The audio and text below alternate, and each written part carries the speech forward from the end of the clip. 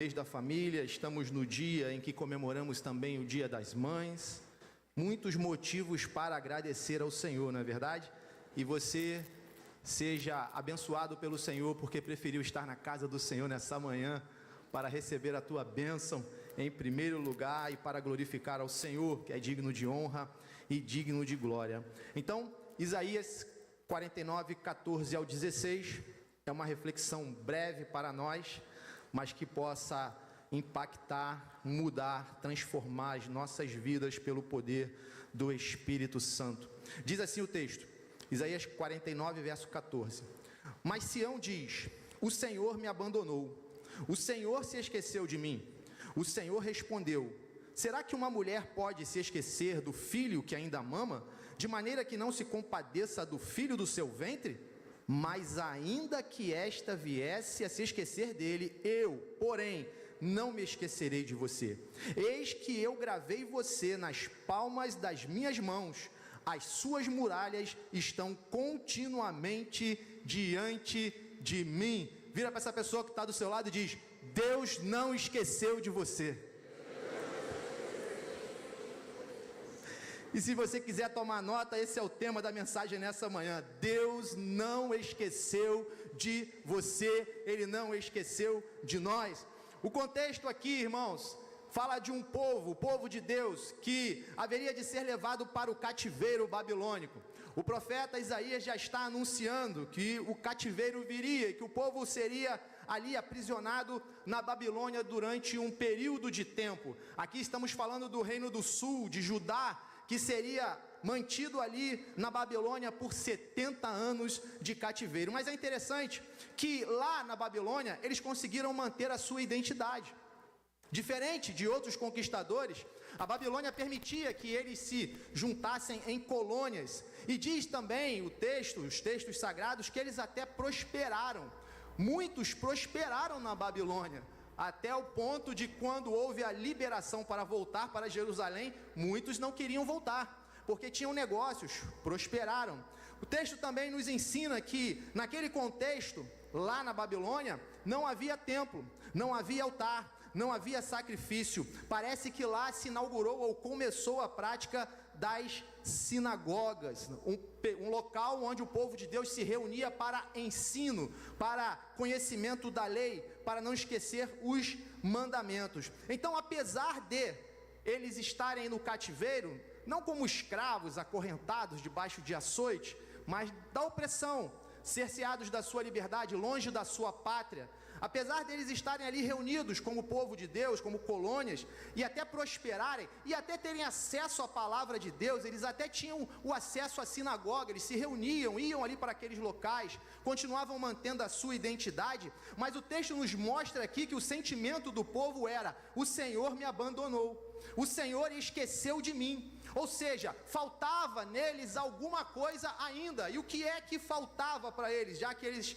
estavam reunidos como povo, estavam talvez como nós aqui congregados num local específico, ouvindo ali a instrução da lei. Então o que é que faltava? O que faltava é o que eu acabei de falar: na Babilônia não tinha templo, na Babilônia não tinha altar, na Babilônia não tinha sacrifício, não tinha como adorar a Deus, não tinha como ofertar ao Senhor, porque o lugar, se puder projetar 2 Crônicas, por favor, 7, do 11 ao 16, 2 Crônicas 7, um texto bem conhecido, o lugar que Deus instituiu para a adoração, para o sacrifício, esse lugar se chamava Jerusalém, e em Jerusalém havia um templo, e nesse templo havia um local chamado altar de holocausto, e nesse local do altar de holocausto eram apresentados os sacrifícios, a entrega. Então o povo sentia falta, porque na Babilônia não tinha templo, não tinha altar e não tinha sacrifício. Foi assim que Deus instituiu. Assim Salomão acabou de construir a casa do Senhor e o palácio real. Tudo que Salomão tinha planejado fazer na casa do Senhor, o seu palácio, ele efetuou com sucesso. De noite, o Senhor apareceu a Salomão e lhe disse: ouvi a sua oração e escolhi para mim este lugar para a casa do sacrifício. Se eu fechar o céu de modo que não haja chuva, ou se ordenar aos gafanhotos que consumam a terra, ou se enviar a peste entre o meu povo, se o meu povo que se chama pelo meu nome se humilhar, orar, me buscar e se converter dos seus maus caminhos, eu ouvirei dos céus, perdoarei os seus pecados e sararei a sua terra. Os meus olhos estarão abertos e os meus ouvidos estarão atentos à oração que se fizer aonde? Neste lugar, porque escolhi e santifiquei este templo, para que nele esteja o meu nome para sempre. Os meus olhos e o meu coração estarão ali todos os dias. Você pode dizer amém? Irmão, o povo podia estar na Babilônia, o povo podia estar com pão na mesa, podia estar prosperando, podia estar no ajuntamento de pessoas, podia estar ouvindo a lei do Senhor, mas não era ali que era para eles estarem. Eles tinham saudade de Jerusalém, porque foi em Jerusalém, foi no templo que Deus ordenou a sua bênção, foi ali que a glória do Senhor encheu toda a casa. A glória do Senhor não enche sinagoga, a glória do Senhor enche templo, e a palavra de Deus diz que nós somos templo do Espírito Santo de Deus. Então o Senhor nessa manhã também quer encher a tua vida da presença dEle, mas para isso nós precisamos nos desligar da Babilônia. Não adianta nós ficarmos entretidos com as coisas da Babilônia, com as coisas do mundo, não adianta nós nos conformarmos com as coisas desses dias. O que nós precisamos é voltar para o templo, voltar para o altar, voltar a entregar ao Senhor a nossa oferta. Então o grande problema aqui nessa manhã, para nós meditarmos, é que na Babilônia não tinha altar, e se não tinha altar, não tinha sacrifício.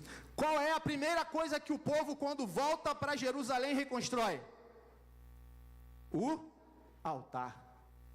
Começa pelo altar, porque primeiro era preciso sacrificar, primeiro era preciso entregar. Sacrifício e entrega apontavam para quê? Para adoração. Naqueles dias apontava para adoração. Quando houve a dedicação do templo, diz o texto que a glória do Senhor encheu todo o templo, porque foram apresentados holocaustos. Aquela adoração, aquele sacrifício, aquela entrega alcançou graça diante de Deus. Então, Babilônia não é um lugar para que nós venhamos estar. Por mais feliz que estejamos, por mais prósperos que estejamos, o nosso lugar é em Jerusalém, o nosso lugar é no templo, o nosso lugar é no altar, o nosso lugar é entregando ao Senhor o nosso sacrifício. Mas, em Cristo Jesus, essa dinâmica de adoração, ela foi evoluída, digamos assim. Aquela antiga foi superada, e o Senhor estabeleceu uma nova. Em João capítulo 4, verso 23, o Senhor Jesus diz que os verdadeiros adoradores adorarão ao Pai em espírito e em verdade, e diz o texto que são esses que o Senhor procura. Ou seja, Deus não esqueceu de você. Deus, na verdade, está à procura de você e a minha procura também. Mas o que interessa para o Senhor agora é que os verdadeiros adoradores o adorem em espírito e em verdade. E são esses que o Senhor procura. Ele não esqueceu de você. Se você veio aqui nessa manhã para adorar a Deus, se você entendeu esse início dessa reflexão, do quanto nós precisamos adorar ao Senhor. Adorar ao Senhor é muito mais do que repetir palavras. Adorar ao Senhor é muito mais do que ler a letra. A letra mata, mas o Espírito vivifica. Adorar ao Senhor é se render a Ele. Quando não tinha altar, não tinha sacrifício, não tinha entrega. Nessa manhã a pergunta para mim e para você é: qual é o seu sacrifício que você traz essa manhã? Qual é a sua entrega diante do altar do Senhor? Porque aqui tem um altar nessa igreja, um altar que glorifica o nome do Senhor, um altar para receber a tua oferta, não é o teu dinheiro, um altar para receber o teu coração, a tua gratidão, a tua adoração e a tua devoção. Como é que você se apresenta diante do Senhor nessa manhã? Com as mãos vazias, ou há uma adoração genuína no teu coração? Ou há uma adoração que é fruto do Espírito Santo, que é movida pelo Espírito, que não é segundo a carne, que não é segundo a letra, mas é segundo o Espírito Santo de Deus? Se você tem essa adoração nessa manhã, entrega ao Senhor, aplaudindo a Ele e glorificando a Ele. Receba, Senhor, a adoração do teu povo. Senhor, nós te adoramos, Nós te glorificamos nessa manhã. A ti toda a honra, a ti toda a glória, a ti, Senhor, todo o louvor. A primeira coisa restaurada foi o altar. Então, se você estava com dificuldade de adorar o Senhor, restaura o altar. Restaura o altar no teu coração, restaura o altar na tua casa, restaura o seu quarto de guerra, restaura o local onde você fazia a sua entrega, a sua oferta, onde você derramava as suas lágrimas, restaura o tempo onde você verdadeiramente vivia o primeiro amor, restaura o altar. Não adianta voltar para Jerusalém se continuar sem altar, se continuar sem entrega, sem sacrifício. Não adianta voltar para a terra prometida se não tiver sacrifício, se não tiver oferta, entrega ao Senhor. Nessa manhã Deus está nos levando a isso, a restaurar o altar. A primeira coisa que o Senhor está mostrando aqui é que esse povo se sentia abandonado, porque na Babilônia não tinha altar, não tinha sacrifício, não tinha templo. Eles precisavam voltar para Jerusalém. Tudo estava indo até bem, estavam até prosperando, mas faltava alguma coisa. Sabe aquele sentimento que falta alguma coisa dentro de mim e de você? Sabe aquela tristeza, aquela angústia, aquele sentimento de que fomos abandonados? Muitas das vezes é porque o altar está quebrado, está rachado. Nessa manhã Deus está nos dando condições de restaurar o altar. Restaura o altar da adoração na tua vida, em nome do Senhor Jesus. E o verso de número 15 vai nos revelar algo tremendo. Como falar para esse povo que, apesar da glória de Deus não estar se manifestando ali, já não enchia mais a sinagoga? A sinagoga não era cheia da glória de Deus, era o templo. Eles precisavam voltar para o templo. Como fazer o povo entender que mesmo distante, mesmo no cativeiro, mesmo debaixo de uma certa opressão, ainda assim o Senhor continuava amando aquele povo. Mesmo debaixo de disciplina, mesmo debaixo de cativeiro, de um período longo de 70 anos, como mostrar para o povo que Deus continuava amando o seu povo? Irmãos, o profeta então ele é inspirado a usar uma figura inconfundível, a usar a imagem de uma pessoa que era inconfundível o seu amor. E está aqui no texto, dizendo assim: será que uma mulher pode se esquecer? Se você quiser ver na NVI, lá está escrito mãe. Aqui literalmente está falando mãe. Será que uma mãe pode esquecer do filho que ainda mama? Deus, para poder tentar explicar, porque o amor de Deus é muito além do que o amor da mãe, mas para que eu e você pudéssemos entender, você não vai se deparar nesta terra com outro amor maior do que o amor de uma mãe. Depois desse amor, só o amor de Deus. Você não vai se deparar com outro amor maior do que esse sentimento tão forte, esse vínculo, essa ligação. Nós vamos entender isso aqui no texto. Então, para que o povo pudesse entender que eles estavam distantes, eles estavam debaixo de disciplina, eles estavam no cativeiro, mas mesmo longe, Deus continuava amando, Deus continuava cuidando, Deus continuava guardando. Deus vai usar o exemplo aqui de uma mãe que se compadece do seu filho. E ele passa por 4 aspectos aqui. Diz assim: será que uma mulher pode esquecer do filho? Ou seja, uma mãe não se esquece de um filho. A mãe não esquece de um filho, irmãos. Nós, que temos essa oportunidade, e eu acompanho uma mãe, dentro de casa, e o filho já com 28 anos não esquece do filho. Ligou para o Felipe. Você falou para o Felipe hoje, você mandou mensagem para o Felipe, Felipe está bem, Felipe está com febre, Felipe tomou remédio. Irmãos, eu estou falando dela, eu sei que ela vai ficar vermelha, mas eu tenho certeza, as mães podem levantar a mão, isso não é um reflexo de quase todas as mães aqui, não é assim, as mães tudo levantando a mão, não é isso mesmo? A mãe não esquece. E eu vou explicar por que não esquece. A mãe não esquece. Assim também, Deus está falando: olha, eu não me esqueço de vocês. Eu não me esqueço, você pode crescer, você pode prosperar, você pode estar na Babilônia, aí com seus empreendimentos, mas não esqueço de você, não esqueço de você. Eu vou alcançar a sua vida, eu vou cumprir as minhas promessas na sua vida. Então a mãe, ela não esquece do filho, e Deus não esquece dos seus. A mãe também, ela sustenta o filho, diz aí, do filho que ainda mama, ou seja, aquela criança que é dependente completamente, precisa de uma provisão, precisa do leite, precisa do alimento. Nós falamos aqui no culto das 8 horas, que Jesus estava diante de uma multidão, e aquela multidão tinha fome, E como um homem como Jesus, que também estava com fome, como ele podia alimentar uma multidão de mais de 10.000 pessoas? Nós falamos aqui que ele alimentava porque ele mesmo era o pão da vida, o pão vivo que desceu do céu. Então veja, Deus também assim o faz. Deus supre. Quando o povo estava no deserto, passando fome, o maná descia do céu todos os dias. O Jeová Jirê não deixava faltar na mesa do seu povo. Irmão, Deus não esqueceu de você, a provisão vai chegar e não vai faltar, e vai sobejar para a glória do nome do Senhor. Então, Deus está usando essa imagem, falando para o seu povo: eu não me esqueci de vocês, eu não esqueci de vocês. Mas Deus também vai falar que se compadece do seu povo, diz assim, de maneira que não se compadeça, de maneira que não se compadeça. Um dos grandes atributos de Deus é a sua misericórdia. Ela se renova a cada manhã. O filho tropeça, o filho erra, o filho dá trabalho, o filho aborrece, e quando vai ver está a mãe lá do lado. Aqui estamos falando de um povo no cativeiro e um Deus e o seu povo no cativeiro. Aqui está falando de uma mãe apontando para os seus filhos. Quando vamos para o sistema carcerário, aqui temos um ministério que pode até falar melhor por nós, se essa estatística que eu vou falar é verdade mesmo. Ali estão filhos que estão encarcerados, e na maioria das vezes o que se vê nas portas para aguardando a visita não são pais, são mães. Sim ou não, não é isso? São as mães que tem lá, que a mãe se compadece.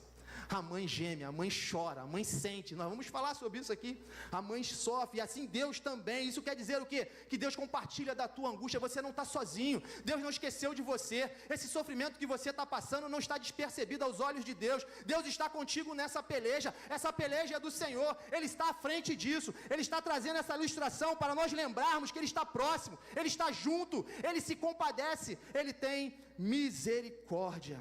E diz que a mãe é aquela que gera, do filho do seu ventre, ou seja, é aquela que vai gerar, é a gestação. E para que ocorra o nascimento, há um período de gestação, um período de dor, um período de transformação, um período de lágrimas, um período de peso. A mãe carrega o filho, é um peso sobre ela, afeta a sua coluna, afeta os seus órgãos, afeta todo o seu ser. E nós lembramos que para que nós pudéssemos ser gerados em Cristo Jesus, o Senhor passou também por uma moenda, passou por uma cruz, passou por um calvário, passou por um lugar onde Ele teve dores, onde Ele sofreu, onde todos os seus órgãos foram espremidos, amassados, para poder gerar um povo para si. O Senhor também gerou debaixo de dor e debaixo de sofrimento. Mas talvez alguém diga: irmão, eu não recebi desse amor, eu não conheci, eu não vivi, eu pelo contrário. Não tem problema, porque o texto vai dizer assim para mim e para você: mas ainda que esta viesse a se esquecer dele, eu, porém, não esquecerei de você.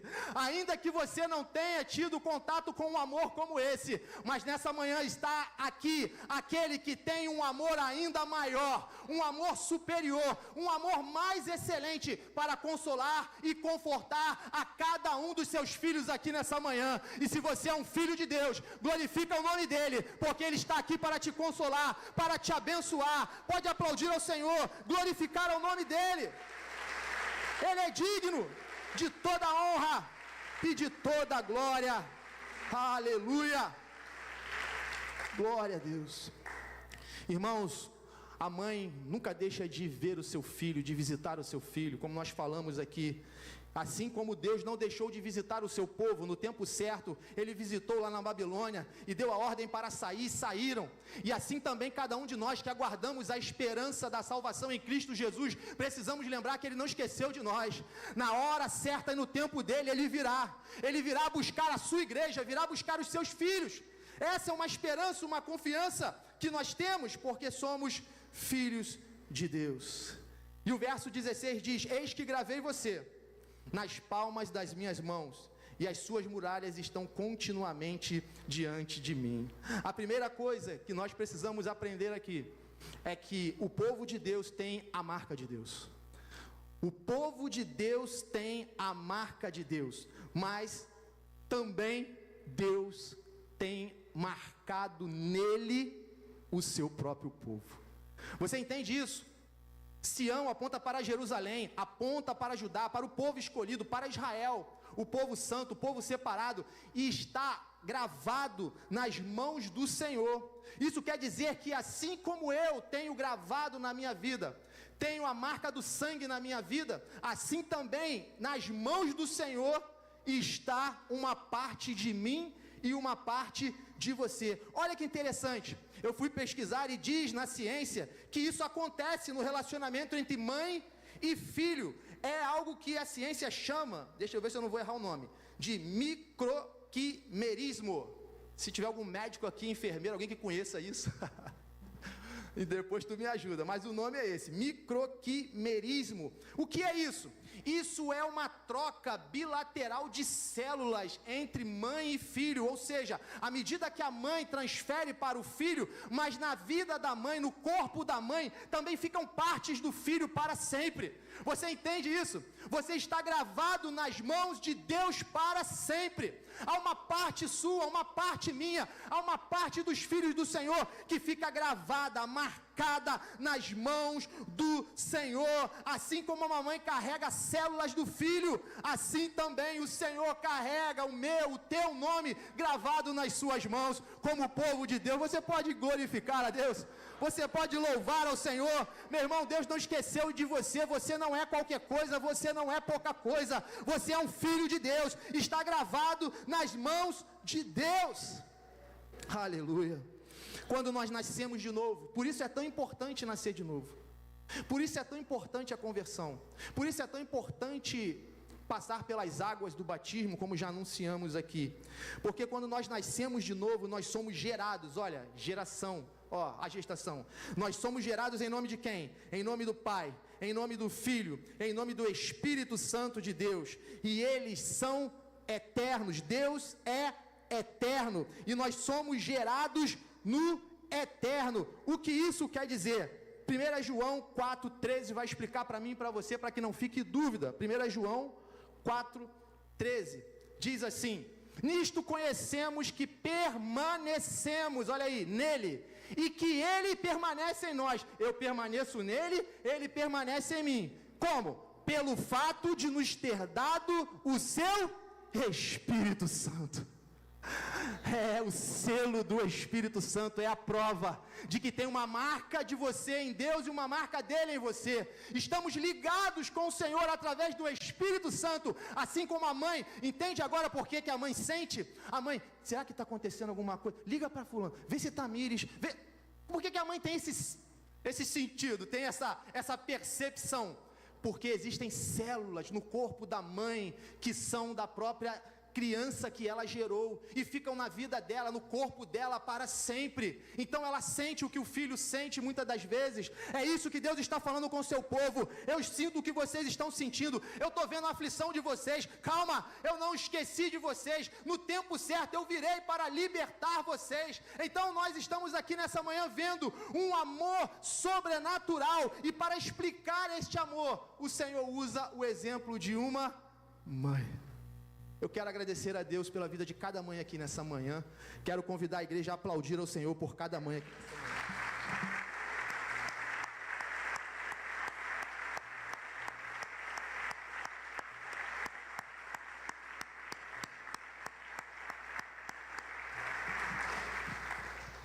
Louvado seja o nome do Senhor. Já estou encerrando, mas só mais uma coisinha para nós fecharmos.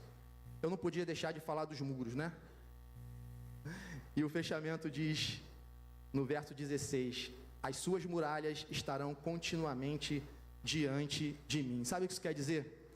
O inimigo levou o povo cativo, o inimigo destruiu o templo, o inimigo destruiu o altar, o inimigo interrompeu o sacrifício, o inimigo pensou que tinha vencido a batalha, parecia que estava tudo acabado, mas Deus está falando o seguinte, olha, ele pode ter derrubado os muros, pode ter derrubado o templo, pode ter derrubado o altar, pode ter derrubado tudo, mas a planta de tudo, o projeto de tudo está nas minhas mãos, e eu vou restaurar. Então você, mãe que está aqui nessa manhã, se existe algo que foi quebrado, perdido, lembra que o projeto continua na mão de Deus. E Deus tem poder para restaurar. Que assim seja nas nossas vidas. Que assim nós possamos sair nessa manhã daqui com a certeza de que Ele não se esqueceu de nós. O projeto continua nas mãos de Deus. O inimigo não pode tirar, o inimigo não pode roubar, o inimigo não pode frustrar os planos do Senhor para a sua vida, para a sua casa, para a sua família e para a sua igreja. E se você crê, aplauda ao Senhor mais uma vez. Glorifica o nome do Senhor. Aleluia! Glória a Deus! Aleluia! Aleluia, Jesus! Enquanto nós agora acalmamos aqui um pouquinho, vamos ter...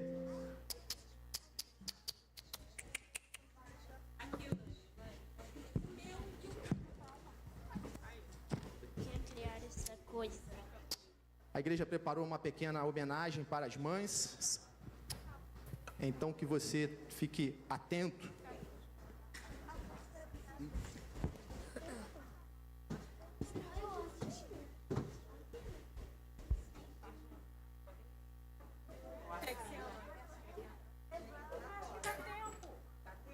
Tem que ser rápido. Vem. Aqui, ó, vem cá. Vai lá, Yuri.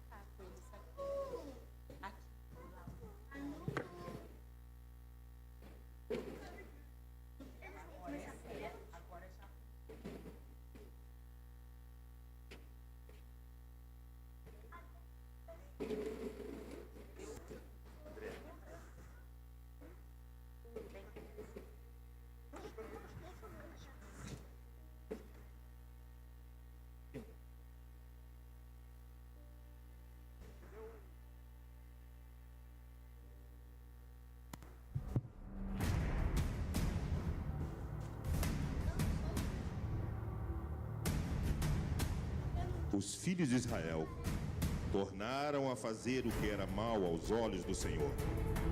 E o Senhor então os entregou nas mãos de Jabim, rei de Canaã, que governava Azor.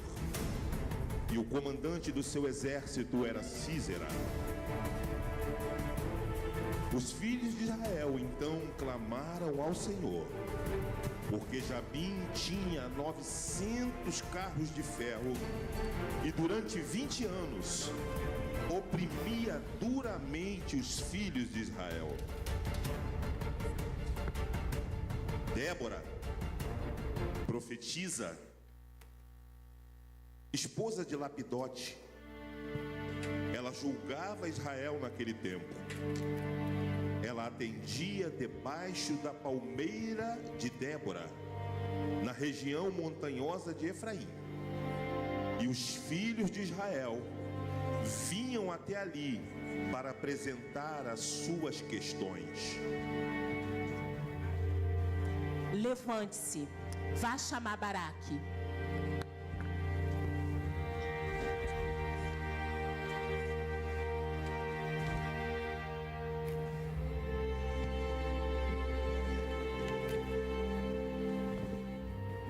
Mandou me chamar. O Senhor Deus de Israel deu uma ordem.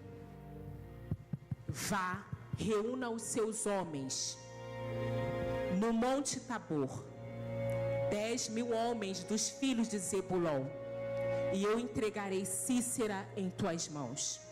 Se você for comigo, irei. Mas se você não for comigo, não irei.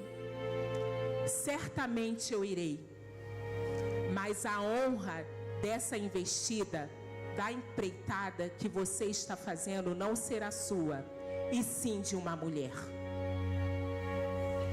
Assim, Débora foi com Baraque até Quedes.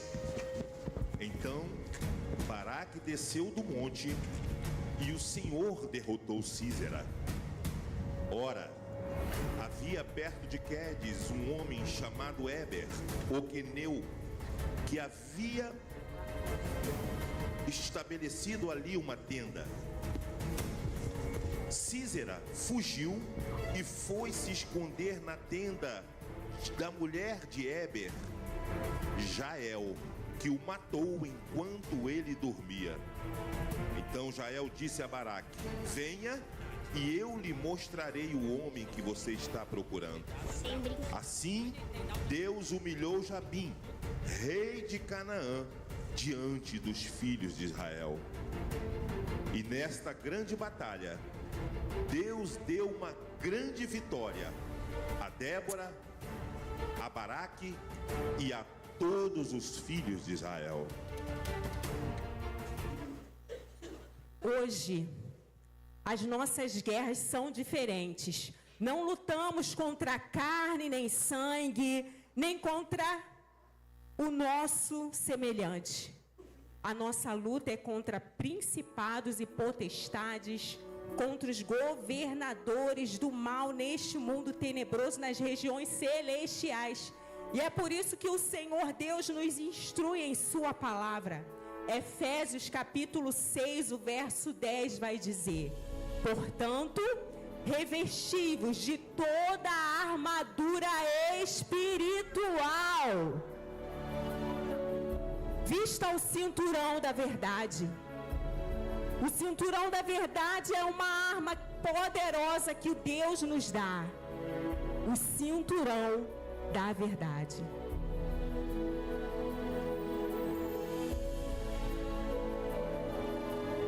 A palavra de Deus também vai nos instruir assim: revista-se da couraça da justiça.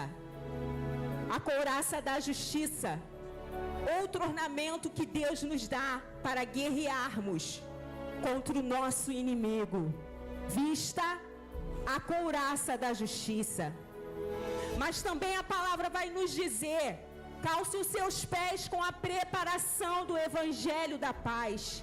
Calce as sandálias da preparação do evangelho da paz. Não permita que os seus pés andem descalços. Calce os pés com a preparação do evangelho da paz. Embrace o escudo da fé. O escudo da fé é poderoso. Com o escudo da fé você vai apagar todos os dardos inflamados do maligno. Use o escudo da fé. Na sua cabeça, tenha sempre o capacete da salvação. O capacete da salvação vai proteger os seus pensamentos, vai proteger a sua mente dos dardos inflamados, vai proteger a sua mente dos maus pensamentos, dos pensamentos sugestivos que Satanás impõe. Proteja a sua mente com o capacete da salvação. E por último, tenha sempre em suas mãos a espada do Espírito. A espada do Espírito é a palavra de Deus. Aleluia! Com essa arma você vai atacar o adversário e você vai se defender também. Então não deixe faltar nas mãos a espada do Espírito, que é a palavra. Meu irmão, minha irmã, especialmente você, mulher que entrou por essas portas, você já entendeu que a sua luta ela é espiritual. A sua guerra, ela não é contra o seu marido. A sua guerra não é contra o seu vizinho. A sua guerra, ela não é uma guerra que você vê com os seus olhos carnais. Para você enxergar qual é o seu adversário, você precisa das armaduras espirituais. E Deus deixou à sua disposição. Entre no seu quarto de guerra e vá procurar se revestir do poder de Deus. Esqueça aquilo que está distraindo você. Esqueça aquilo que está tomando seu tempo. Gaste tempo se revestindo do poder de Deus, para você poder vencer a sua guerra, mulher. Sabe por que você está perdendo? porque você está se esquecendo que Deus já deixou para você tudo que você precisa para você vencer. Quantas Déboras nós temos aqui nessa manhã? Débora venceu, não foi na força do braço.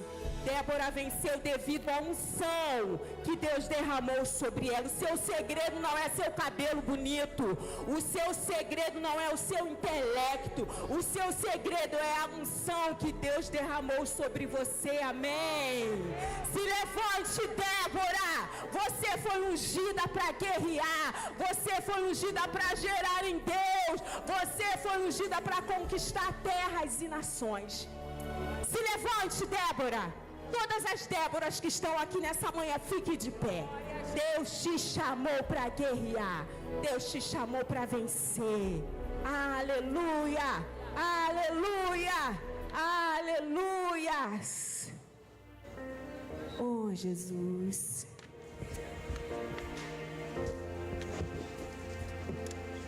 Quando a terra se calou em medo e o inimigo dominou o chão, quando não havia voz que se levantasse, o povo havia perdido a visão.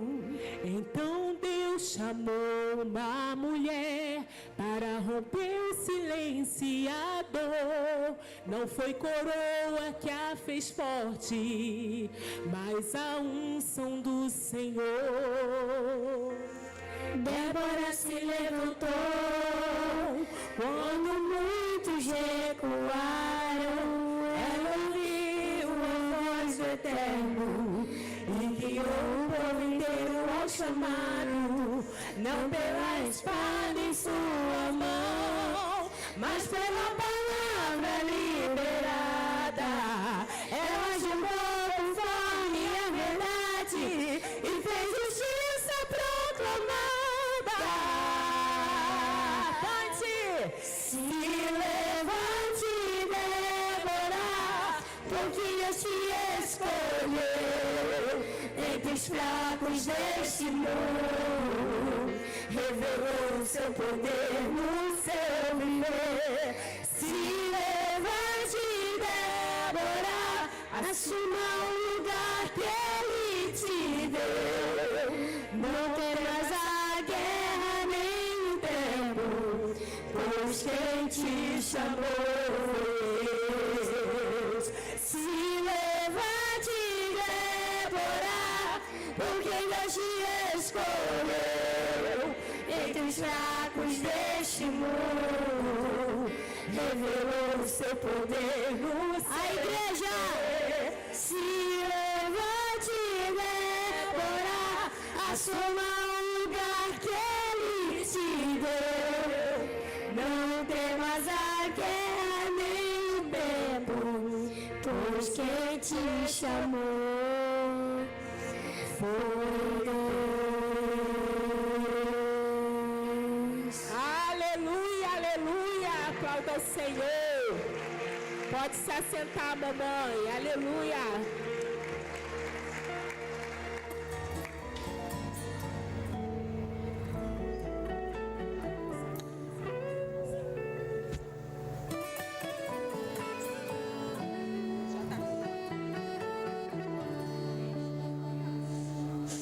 Tem mãe que é como Ana, que pediu filho e Deus lhe concedeu. Tem mãe que é como Jó, que seu filho do perigo escondeu. Tem mãe como Sara, que achava que já não teria filhos, mas Deus lhe surpreendeu. Tem filho que tem sorte de ter uma mãe que, e esse alguém é eu. Mulher virtuosa, quem achará? O seu valor excede até o de rubi. Não tenho ouro nem prata, mas prepara o coração, eu vou me declarar pra ti. Eu ensaiei pra te dizer, oh mãe, eu te amo, eu não existo sem você. Tava ansioso pra dizer, oh mãe, a A melhor coisa na vida é te ter. Amor tão raro assim eu nunca vi. Nenhuma joia se compara a ti. Amor tão raro assim eu nunca vi. Nenhuma joia se compara a ti. Tem mãe que é como Ana aqui. Pedi um filho e Deus concedeu. Tem mãe que é como Joquebed, seu filho do perigo escondeu. Tem mãe como Sara que achava que já não teria filho, mas Deus lhe surpreendeu. Tem filho que tem sorte de ter uma mãe incrível, e esse alguém sou eu. Mulher virtuosa, quem achará? O teu valor excede até o de um pi. Não tenho ouro nem prata, mas prepara o coração, eu vou me declarar pra ti. Eu ensaiei pra te dizer, oh mãe, eu te amo, eu não existo sem você. Tava ansioso pra dizer, oh mãe, a melhor coisa na vida é te ter. Eu ensaiei pra te dizer, oh mãe, eu te amo, eu não existo sem você. Tava ansioso pra dizer, oh mãe, a melhor coisa na vida é te ter. Amor tão raro assim eu nunca vi. Nenhuma joia se compara a ti.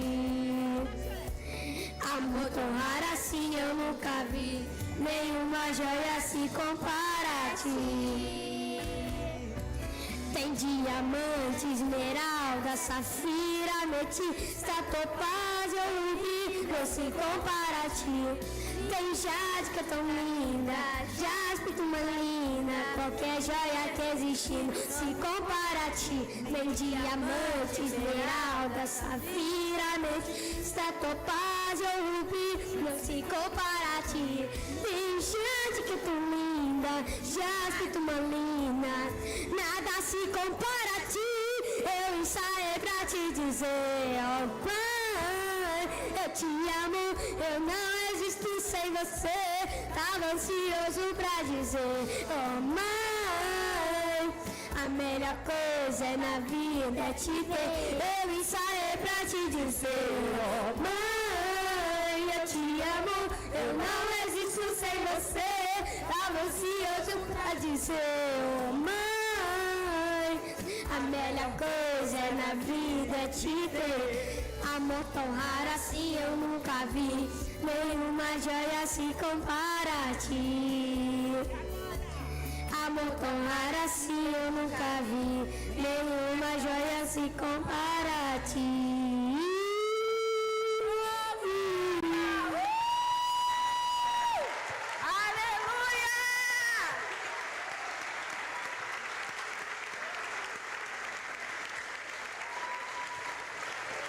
Mais forte para o Senhor.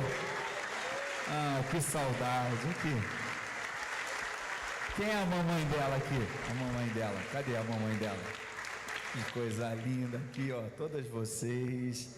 Tem mãe como Ana, tem mãe como Joquebed, tem mãe como Rejane, tem mãe como Saula, tem mãe como Alessandra, tem mãe como Patrícia, tem mãe como quem mais? Como Érica, tem mãe como Regina, que é a minha mãe, tem mãe como Kátia, tem mãe como Fernanda, tem mãe como Cássia, tem tanto como Tina, tantas mães aqui nessa manhã, né? E o Senhor tem mãe como Ingrid, viu? Defendeu a mãe. Tem mãe como Cleusa, como Simone, tantas mães aqui, como Patrícia, já falei, como Deus é bom, como Elisângela. Ah, Senhor, vamos agradecer ao Senhor, né, pela vida das mamães. Mãe faz aquilo que ninguém espera, só uma mãe faz aquilo que ninguém Como lá em 1 Reis, no capítulo 3, o caso daquelas duas mães, quando Salomão julga, né, a causa, a verdadeira mãe ali aparece na hora certa. Ela diz: não, dê o filho para ela, não corta no meio não, não corta no meio não, pode dar o filho para ela. E Salomão sabiamente diz: ela é a mãe verdadeira, entrega o filho para ela. Eu, desde muito pequeno, numa outra época, né, já frequentava estádio, já ia para o Maracanã, já ia para São Januário. E o que me surpreende, eu estou me lembrando da minha mãe aqui, quando eu voltava para casa, a minha mãe sabia tudo o que tinha acontecido na rua. Ela sabia quando tinha sido o jogo, ela sabia o que se teve briga, ela sabia quem foi preso.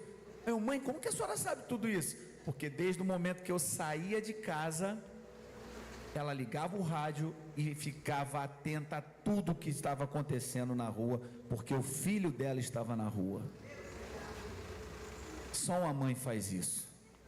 Só uma mãe é capaz de dobrar os joelhos e passar uma noite, uma madrugada em oração. Então, se você, filho, nessa manhã está do lado da sua mãe, dê um abraço nela agora como nunca, e um beijo, sabe, um beijo na sua mãe assim, aquele beijo mesmo de filho, aquele beijo assim, melado, suado, agarra ela mesmo, que é a sua mãe, é a sua mãe, é a sua mãe. Vamos ficar de pé, toda a igreja, abrace a sua mãe, põe a mão aí no ombro dela. Vem a Alessandra aqui, representar as mamães. Vamos agradecer. Obrigado, André, pelo convite, por estar aqui fazendo essa oração. Aqui, abraça o pastor aqui, põe a mão no pastor aqui. Isso. Vem. Vamos orar.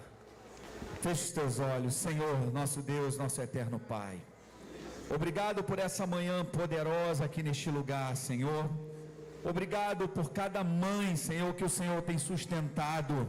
Obrigado por cada mãe que o Senhor tem renovado dia após dia, Senhor.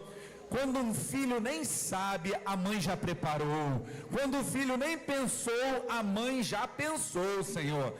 Ela já providenciou, ela já fez. Então, Senhor, renova as forças. Abençoe cada mãe nessa manhã da nossa igreja, Senhor. Prospera com saúde, Senhor, com força, com vigor. Continue dando sabedoria, livrando de todo mal, Senhor. Assim nós oramos nessa manhã, nós abençoamos cada filho também aqui, Senhor, que cresceu, está saudável, por conta de um cuidado de uma mãe. Então nós te louvamos e te bendizemos por essa manhã, em nome de Jesus, que toda a igreja diga: glória. Vamos aplaudir o Senhor. Pastor Isaías também tem umas lembrancinhas.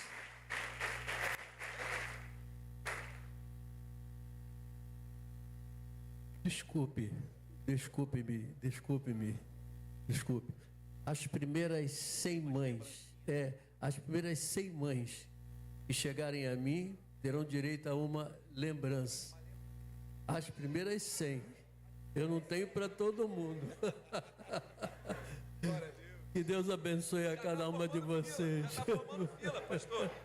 Pastor, já está formando fila. Já está formando fila ali. Jesus. Vamos lá. Calma. Tá ali, ó.